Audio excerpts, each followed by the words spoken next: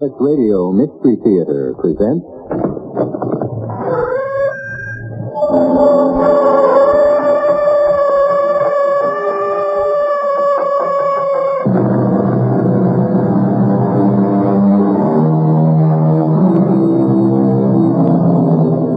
Come in.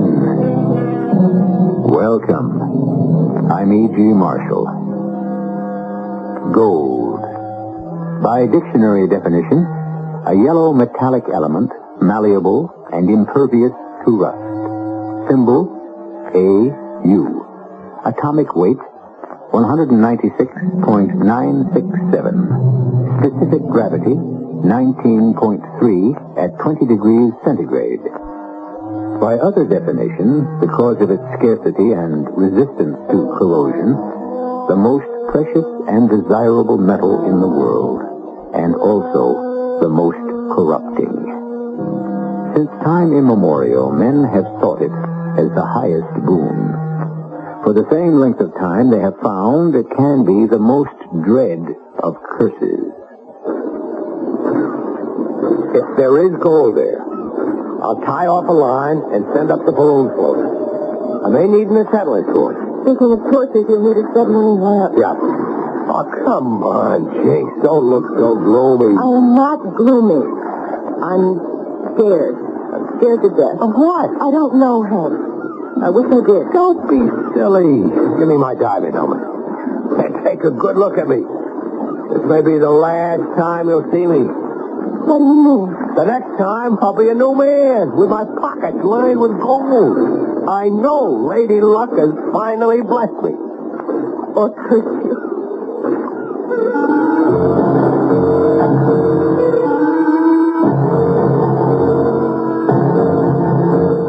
Our mystery drama, Fool's Gold, was written especially for the Mystery Theater by Ian Martin and stars Mason Adams and Terry Keane. I'll be back shortly with Act One.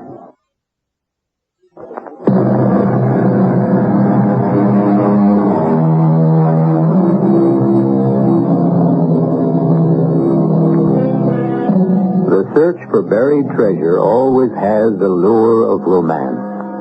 It's very easy to forget that underneath the urge to find it is buried one of man's oldest sins, the sin of greed, for which, no matter how large a store of gold he may amass, by the terms of Christian ethic, he must finally pay the price. All of which is the story of Hank Levitt. Thank you, Stuart. There's your martini, Jinx. I didn't order a drink, Hank. I did. For both of us. Celebration. Not the way I see it. Oh, come on. Jinx, let's knock it off. We're on our way to the greatest adventure in our lives. If it pays off, forget the lean years. You and me, we're going to be richer than King Mike. For me, the greatest adventure of our lives was meeting and falling in love. So you can't be rich and in love, too? Stop and think what this could mean to us. Hank, that's what I'm asking you to do. Well, what's to think? A year of bone-breaking, mind-boggling research was worth it to turn up the chart. Was it? Was it worth turning over all those stones and the things that crawled out? Was it worth the money and the risk and all that time apart? I couldn't take you with me, Chicks. I wouldn't have taken the risk of exposing you to that kind of danger. Well, maybe I'd rather have that risk than the other. What other? The risk of losing you. Oh, no sweat there. I know how to take care of myself. I wasn't thinking about you. I was thinking about me. You lost me somewhere. Did I, Hank? That's just what I'm afraid of. I met Hank Levitt my first summer on the Florida Keys. I was 19 and scuba diving was the big new thrill. I had plenty of boys who wanted to teach me, but that's just what they became after I met Hank. He was one hunk of man. Tall, dark as I was, fair. Rippling with lean muscle, looking just as young as any of the boys, though he must have been well into his 30s by then. And he'd forgotten more about existing under the sea than any of us would ever learn. I slipped over him, as he did with me. And a year later, we were married. He wasn't rich, but my parents approved because he was distinguished. a well-known marine biologist and oceanographer. After I dive, just keep circling slowly. Now, if I locate it, I'll send up a marker balloon. How deep are you going? Less than 20 fathoms. But if it's been moved by the current into a valley, it could be almost twice as much. You shouldn't be going down alone. Can't I come along? It's a bit rugged for you, hon. Anyway, somebody's got to mind the door. Well, then let's go back into the Tobago's and get somebody to run the boat or dive with you. Are you kidding? You think I'm going to let anyone else in on this? Every treasure buff in the business is looking for the Maurice Sunglass. I'm not letting anyone else in on it. Why not? You know what the estimates are on the gold alone that she was carrying? Whatever they were or are, they're not worth your life. 30 to 50 million, 100 at today's price. And how much am I worth? Hey, would you check my tank straps? I think one of them is buckled. What did you say? I said, how much am I worth? Oh, come on, Jinx. It's just sour grapes because you're not diving with me. Brace yourself in the gun. Oh, I'm going over. It was so right. Because what had started out as an incredibly romantic thrill, the sharing of a whole new world with the man I loved, the exotic, strange, enchanted forest of the seabed and its secrets, had very soon faded from dream to nightmare. Hank didn't scuba dive for pleasure, or to further his studies of marine life. He was a man with an obsession, hooked like a gambler on making that great discovery, uncover that fabled hoard of pirate treasure. And far more than me, he was married to another woman, the Maurice Sunglass, a ship which sailed into mysterious oblivion along with her master, Captain Lafitte, over 150 years ago, hauled down in the water from a cargo of buccaneers' gold. A cargo that after 12 years of marriage, we were still searching for beneath the ocean. Jinx! I'm here, Hank. Well, what are you doing with the blinds drawn? The heat really knocks me out, and I just couldn't stand the glare of the sun anymore. I have great news.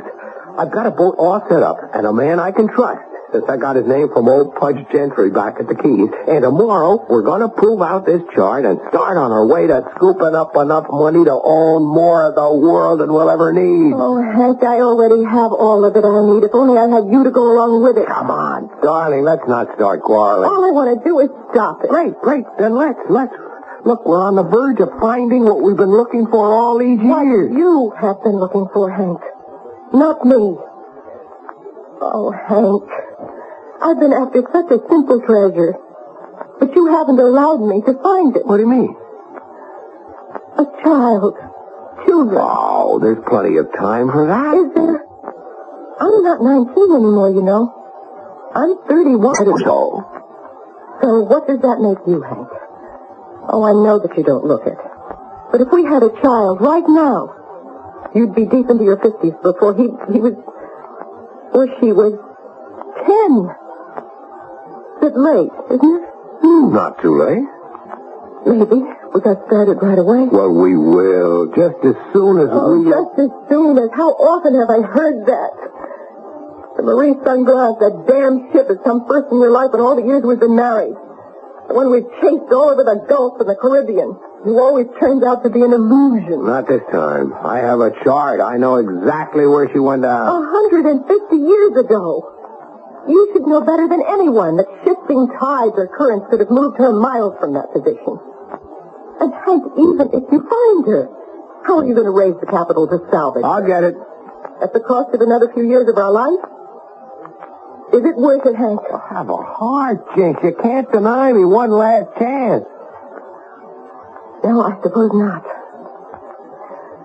I just wish I weren't haunted by the uneasy feeling that that's just what it is.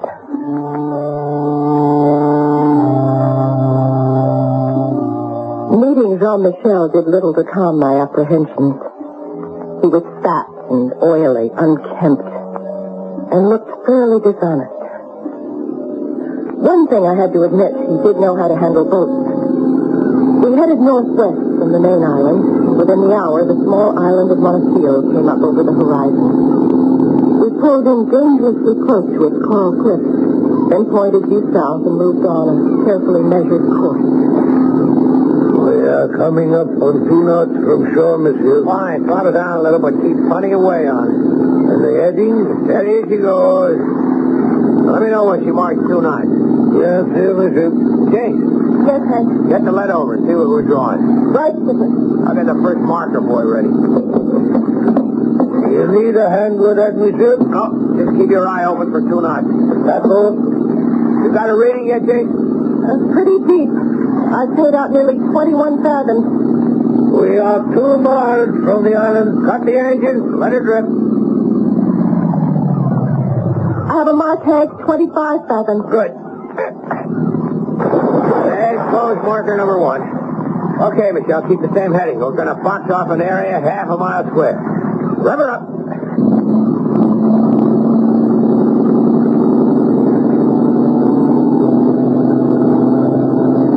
After we dropped the 4 marker buoys, we scuba dove the rest of the day.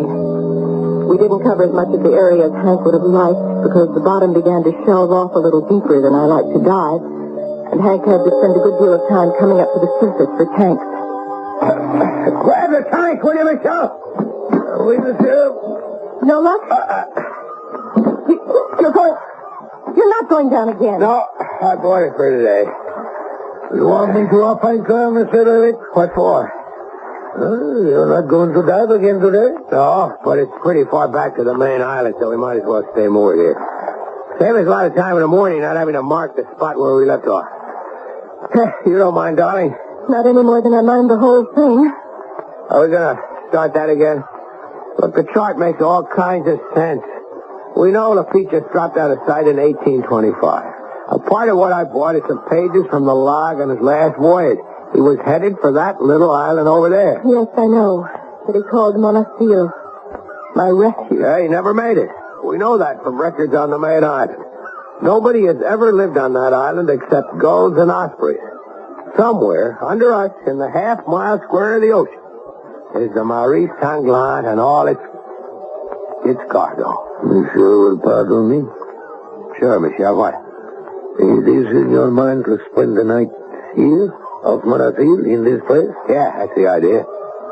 And you think that we are, in a way of speaking, riding at anchor over the grave of Jean Lafitte's ship, the Marie Sanglant? Why, You know of the ship, Michel? And Lafitte?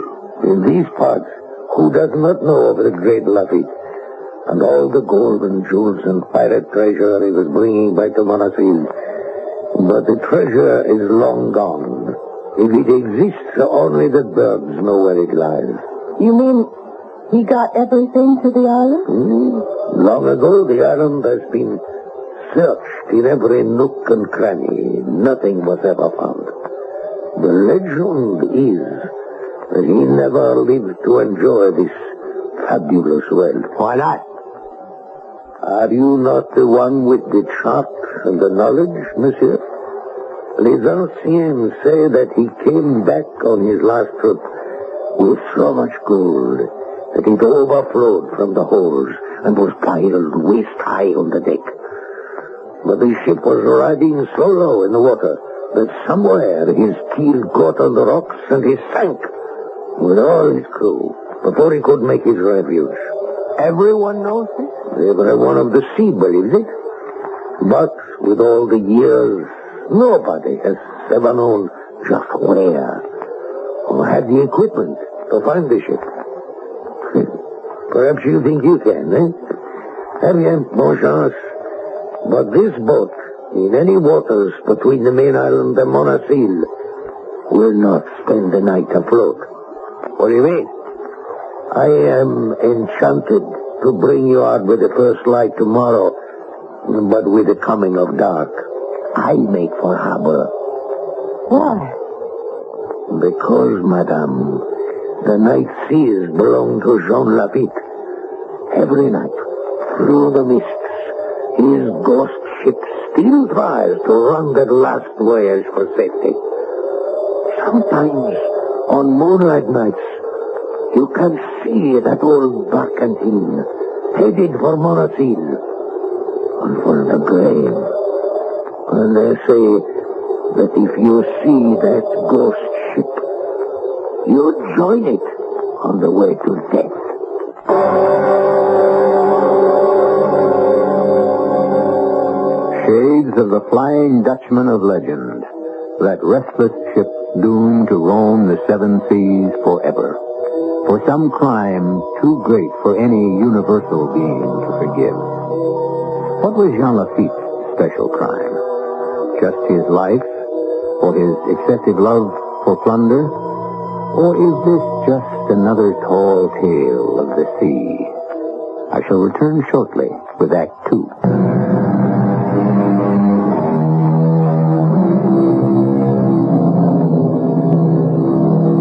Who was Jean Lafitte? He was a privateer and a smuggler, a double agent between the British and the Americans.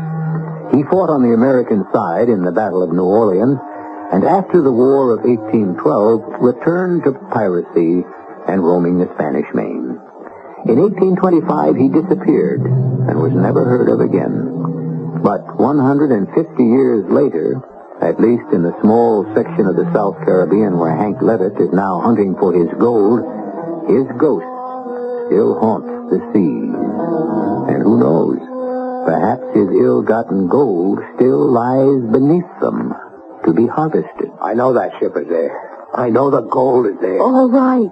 Suppose it is, then what? Don't you want to be rich? Not particularly. And even if we can organize a salvage company and not get stolen blind and get it up, it's still nothing I'd like to dirty my hands Now, with. what the Sam Hill does that mean? Hank, it's dirty gold. It's stained with blood, innocent blood, and the crimes of vicious men. Why do you want money like The that? gold isn't responsible. It's how a man tries to earn it. There's nothing dishonest or wrong about what I'm trying to do. No matter what you say, no matter how many years it has spent in the ocean, nothing will wash it clean. It can only cause trouble and violence and heaven knows what much worse if you keep after it. How? For one thing, I don't trust Michel. Why? Because he's superstitious? Because he refused to spend a night out there on the water? Afraid of a man in the ship that must have a bone by now? I don't know about that. It's something else. What? I don't trust him. Oh, forget how he looks. He's a friend of Pudge's. It's all the recognition I need to know he's honest and can be trusted. Not where gold is concerned. Hank, please, don't you see? If it's there, he already knows where to look as well as you do. What I'm afraid of is it wasn't superstition that drove him back here to the main island. Well, what else would it be? Well, he could maybe be getting some more men to hide somewhere on the boat so that if you should find the sunken ship tomorrow, they could... Oh, come on, Jane. I'm just scared. Just plain scared. I'm asking you one last time to drop the whole thing. You've got to be kidding. Just when I'm about to get my hands on a fortune. Now, look, lay off, Jane. If you want to walk out of me, go ahead. But nothing is going to keep me from searching for that gold till I find it. So there it was at last. Out in the open. The end of Hank and me. The open admission that I would always be second in his life. He had gold fever, and I knew that nothing would stand in his way to satisfy his raging thirst for the metal whose yellow glow cast an enchanted spell that eventually destroys. I should have walked out then, but I didn't. Habit, love, or just this gnawing reaction that the man who was still my husband was in deadly danger of his life. I didn't know, so I stayed. While Michelle is below decks, in case you'd like to know. I searched the boat from stem to gudgeon, and there's just the three of us aboard. I'm glad to hear it. But it doesn't set your mind at rest? You want me to be honest? No, thanks. I can do without it. Hey. Nope. But as long as you're here, can I count on your help? Of course. But not willingly. I'm thinking of you. Don't. I'm doing just what I want. When I find that gold, maybe you'll change your mind. You are what? Sure the gold is there, monsieur? I didn't know you'd come topside. Here, you take the wheel, Michelle. Sure. Yes, I'm sure the gold is here. I agree with you, monsieur. Why? Because the ghost of the ship haunts these waters. For why? Because I think it tries to guard the gold. If you're so afraid of this ghost ship, why do you help my husband look for it? Not for it, madame, for the real ship. I think perhaps if that is ever found, the ghost ship would go away. I thought you were deathly afraid of it. Only by night, not by day. It never sails by day. Oh, you're all crazy. If old Captain Lafitte has kept you all from finding it for 150 years, it will never be found. This time, I think maybe it will. Why, monsieur? Because of your chart. What do you know about the chart? Only one thing. If it is right, we have all been looking in the wrong place. You mean the other side of the island, Monacy? Exactement, monsieur. Where did you get this map? I bought it from a dying man. Was the name of the man Philippe Tourneau? Yes. You know him? I knew him once, in the Far East, in the war. He was the last descendant of Barbiros de Tourneau. Lafitte's first mate. Justement, monsieur. I always suspected he knew where the ship was sunk. But we are arrived. Will you start again where we left off yesterday? You going to dive with me, Jinx? I don't think I feel up to it today, Hank. Well, that's the way you want to be. Hank? Forget it. I get the message. From now on, I'm on my own. I wanted to try to tell him that he wasn't. But the main reason for my staying aboard was Michelle, to watch him, to try to protect Hank. But there was a wall between my husband and myself now. A wall of gold that was stronger and more impervious than stone or steel.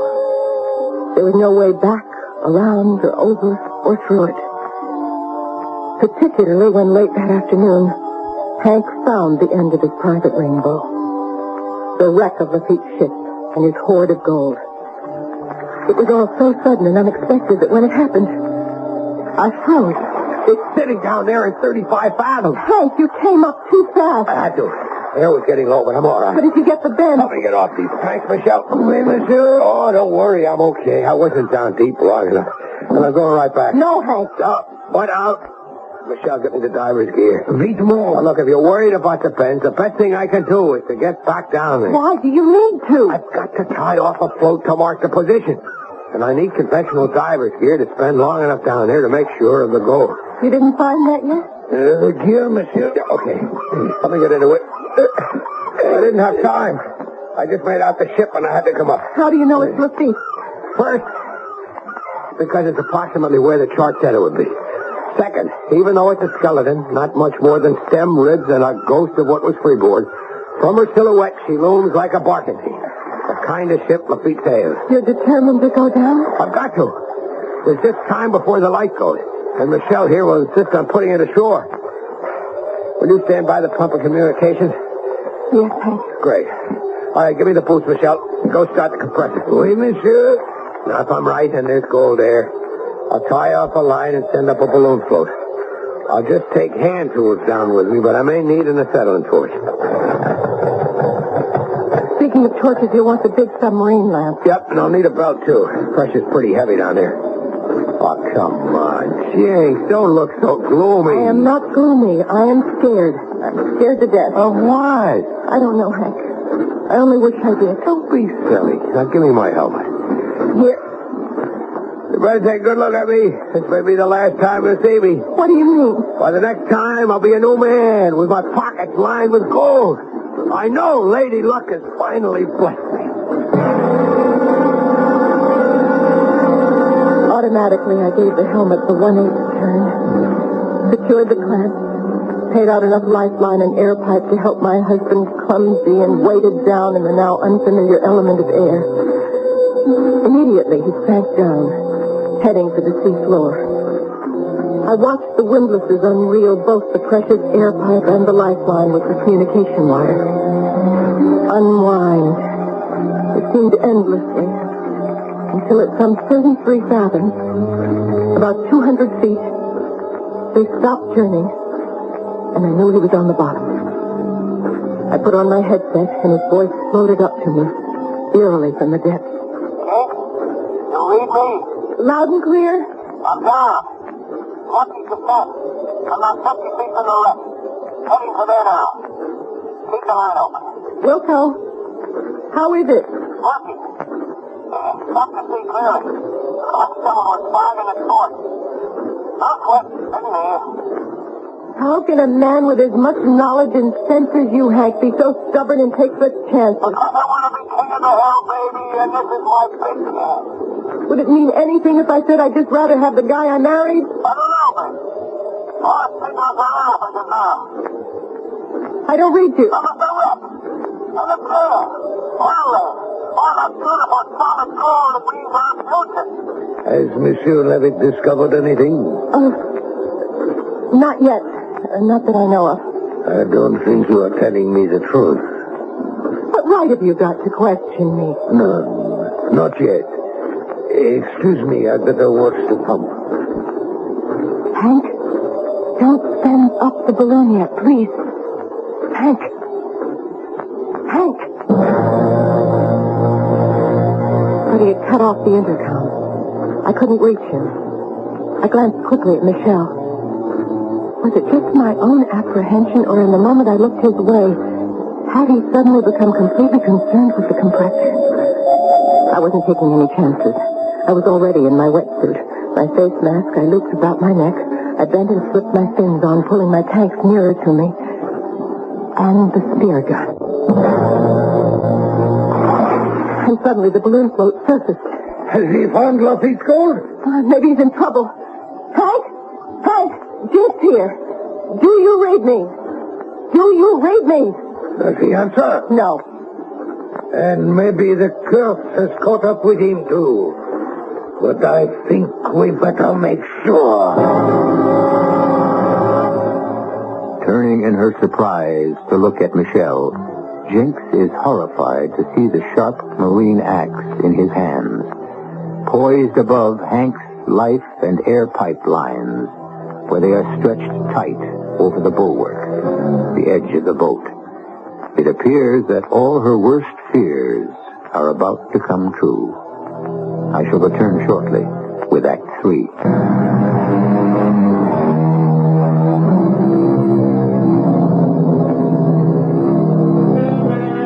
Two tenuous threads, one called the lifeline, the other even more important to life, the air pipe.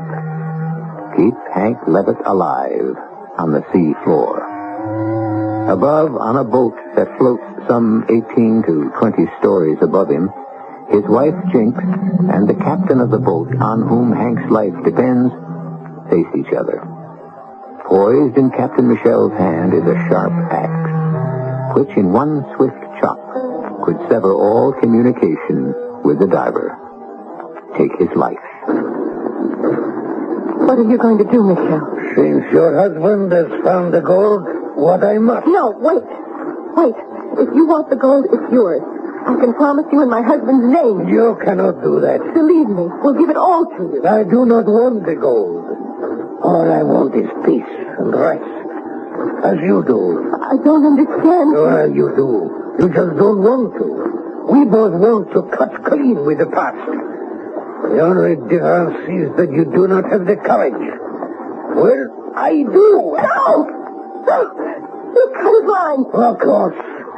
Don't you understand he has to die? No. If he steals the gold, if he brings back into the world all the suffering, the brutality, the evil, and the curse that rides with it, it's like opening Pandora's books again. Lafitte, his gold, and your husband must die. I won't let you do this. Don't make me kill you. Put away that gun. You can't leave Hank to die. I can do what must be done for the greatest good. Gold is a pestilence, a sickness that man can never control. Whoever spreads that sickness must die. I won't leave Hank to die. Then you must die too. At least by my own hand. Not yours.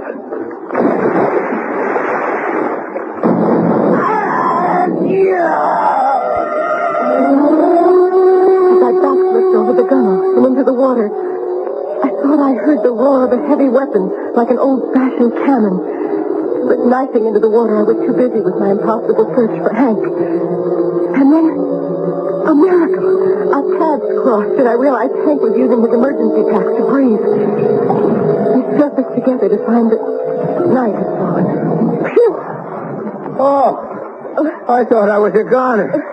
I thought we both were. Well, it's a marker. We haven't lost it. Hank, is that all that matters? Oh, I found Lafitte's gold. I'm not going to lose it now. The first thing is to stay alive. Where's the boat? I don't know. When I went over, there was a sound like an explosion. Let's try to orient ourselves. The moon is coming up. Now, let's see. Moon appears to be black against the horizon. Look for it. I'm looking. We'd better find it. Because if the boat is gone, we'd never make the main island. And if we have to... What is it? Look! What? A full-rigged ship? Could that be the barking boat? Without sails or mast, who can tell? I only see the ruins of a hull. Could that be the hull you saw?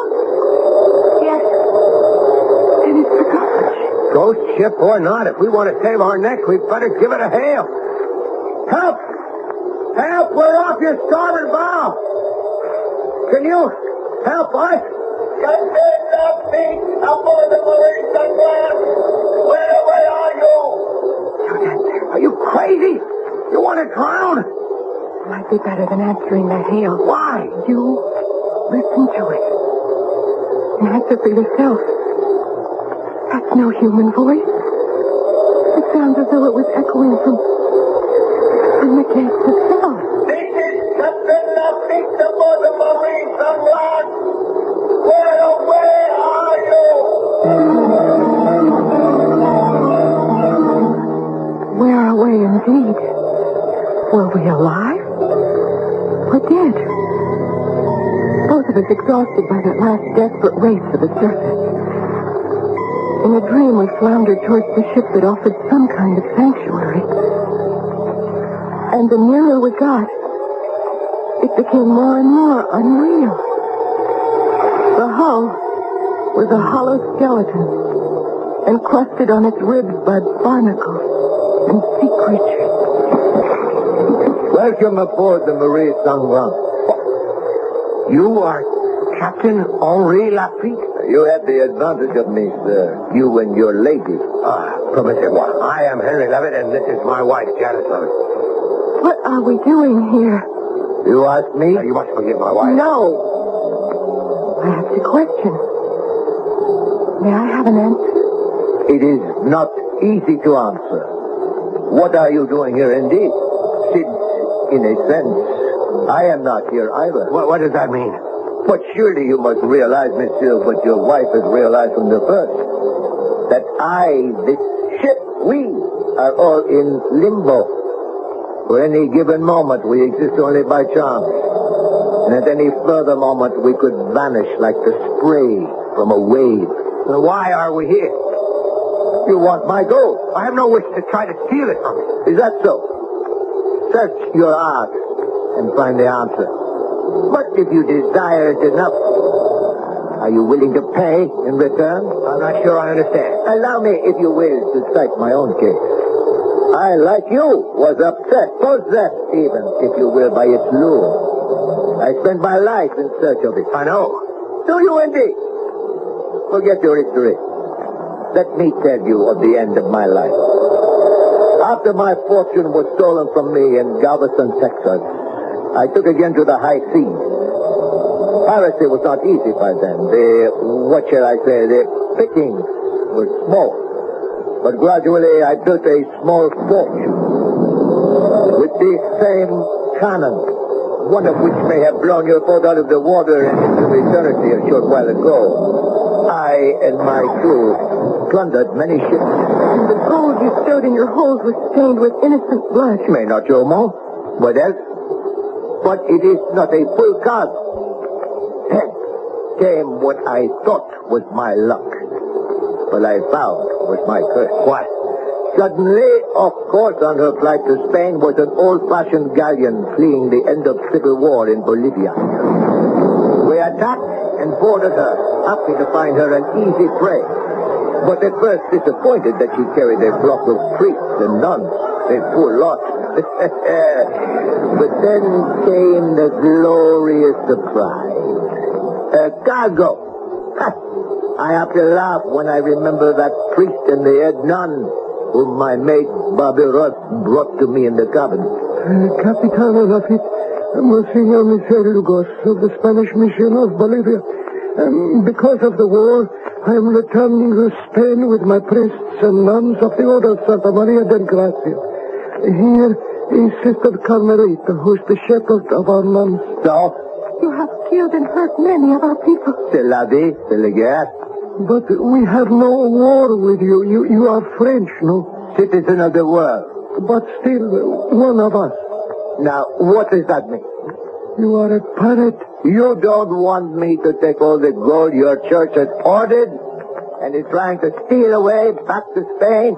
The artifacts of the Lord are precious, far beyond their worldly value. What you carry in the ship in gold crucifixes, altar pieces, goblets, doubloons, gold bars, and bullion, precious gems, and too many other things to enumerate is a king's ransom. Are you asking me to forego that? These things belong to the King of Kings. Correction, Monsignor. They now belong to me. Oh, you would plunder the Lord's treasure. If it is made of gold, I would tear it from my mother's breast. Antichrist. Pagan. Call me what names you will. They cannot hurt me. As for your gold, it is mine. It belongs to no one else. Even this? Hey, handsome goblet, Father. Thank you for offering it to I me. don't offer it to you. I hold the host before your eyes, and as you desecrate it, I call on the church to excommunicate. Let me off. I have heard enough. Not yet. I am yours, Almighty Father, but for this Antichrist, I petition you in all your...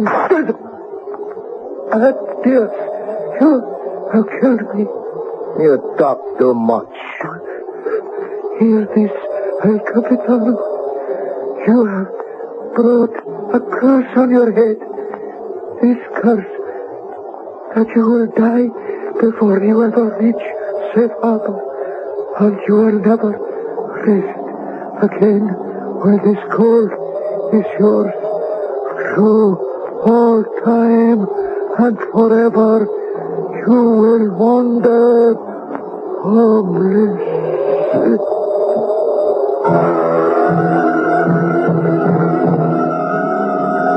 So, here is the moment of decision, monsieur.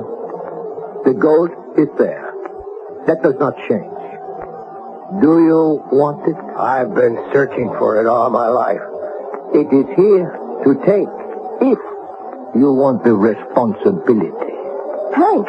All my life. All my life. All my life. Wow! Oh, I thought I was a gun. I thought we both were. Where's the marker? We haven't lost it. Is that all that matters? I found Lafitte's gold. I'm not going to lose it now. This is the first thing to stay alive. Where's the boat? I don't think... Oh, stop. Oh, there it is, Hank. Right over there. By the time we both had swum to the boat and clambered aboard, we were so exhausted we just lay like a couple of gassed fish fighting for breath. Hank was the first to get to his feet. I was so half out that I came to abruptly with a sudden gasp of horror. Good Lord! What? Well, it's Michel with the spear from your spear gun through his throat. Is he dead? Yes. How? Wait, I must have fired it to stop him from cutting your lifeline. He wanted to kill us both. Why? Oh, Hank, I don't know now. I don't remember what was dream or what is truth. He said he wanted to let the ghost rest, but now I think what he really wanted was the gold. Whatever it is comes back to that. It comes from evil doing. It carries its curse with it. It's time to stop dreams and obsessions. Let's face the fact. All I ever wanted to do. In time, I should feel the same way. Michelle tried to kill me, both of us. When you killed him, it was in self-defense. To try to save you. Oh, what a fool I've been. Blind to where the real treasure is. I'm going to have to make one more dive. Oh, no. It's still the gold. Not for long. While I go down and cut the marker line, you burn the chart. When I come back, we'll bury Michelle at sea and let him and the phantom Captain Lafitte fight for its ownership. I want no part of it anymore. You mean that, Hank? With all my heart. My only treasure is you. I'm just waking up to that. And to a brave new life.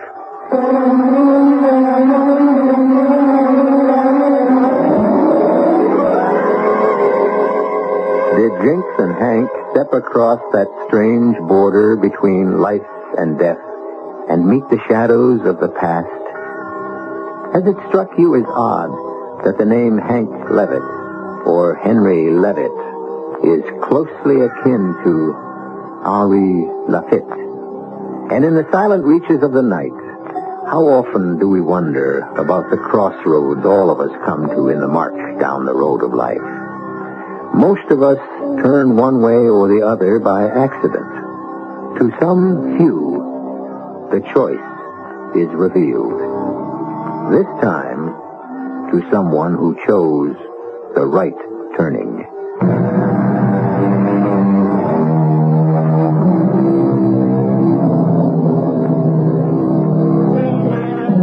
The sea between the main island and Montecito moves evenly as it has for millennia, unchanging, bearing no evidence of the buried fortune beneath its surface. Like Pontius Pilate, not all the laving of its currents and its tides will ever wash away the blood that stains the yellow gold 30 fathoms deep. But somehow, for whatever reason, the ghost ship no longer rides the night winds. And at the last, all have come to rest. Our cast included Mason Adams, Terry Keane, Sam Gray, and Court Benson. The entire production was under the direction of Hyman Brown. This is E.G. Marshall inviting you to return to our Mystery Theater for another adventure in the macabre. Until next time... You've been listening to the OTR Gold Network. Find more classic radio at otrgold.com.